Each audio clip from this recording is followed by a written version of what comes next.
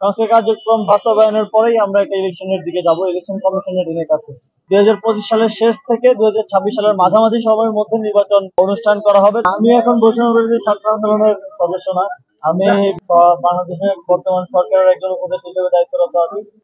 তো এই বিষয়ে রাজনৈতিক কি সিদ্ধান্ত বৈষম্য বিরোধী ছাত্র আন্দোলন কিংবা অন্য কারো সেটা আমি বলতে পারবো না। তবে সরকারের দিক থেকে আমরা টাইমলাইন দেওয়া হয়েছে যে 2025 সালের শেষ থেকে 2026 সালের মাঝামাঝি সময়ের মধ্যে নির্বাচন অনুষ্ঠান করা হবে। তবে এটার সময়টা নির্ভর করছে পুরোপুরি আমাদের যে সংস্কার কার্যক্রম তার উপর।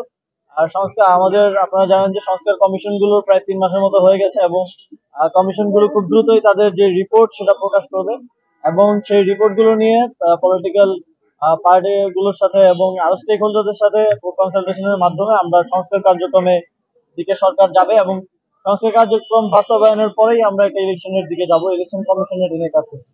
দেখুন, এই আন্দোলনের যেই আমাদের এক দফা ছিল ফ্যাসিবাদী সরকারের পতন এবং ফ্যাসিবাদী ব্যবস্থার বিলোপ, সেই এক দফা বাস্তবায়নের জন্য সরকার কাজ করে যাচ্ছে। ফ্যাসিবাদী ব্যবস্থার বিলোপের জন্য সরকারি প্রতিষ্ঠান এবং সকল প্রতিষ্ঠানের যে ধরনের সংস্কার প্রয়োজন আর সেই সংস্কারের এজেন্ডা নিয়ে সরকার কাজ করে যাচ্ছে। সংস্কার কমিশন গুলো রিপোর্ট দিলে আমরা সেই রিপোর্ট অনুযায়ী বাস্তবায়নের চেষ্টা করব।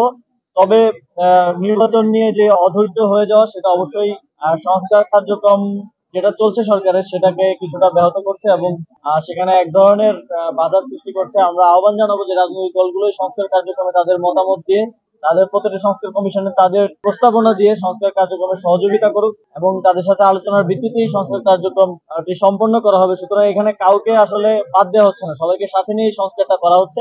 আমরা মনে করি যে পলিটিক্যাল গভর্নমেন্টের অনেক কাজ করার ক্ষেত্রে অনেক সংকট আছে, সেই জায়গা থেকে এই সরকারের একটা সুযোগ আছে সংস্কার করার, আর সেটা এই সরকার করতে চায় এবং গণঅভ্যুত্থানের জনগণের যে আকাঙ্ক্ষা সেটার বাস্তবায়ন করতে চায়। রাজনৈতিক দলগুলোর বাইরেও তো জনগণের অনেক বড় একটা অংশই অভ্যুত্থানে এসেছিল, তাদের সেই আকাঙ্ক্ষা বাস্তবায়নই সরকারের প্রায়োরিটি।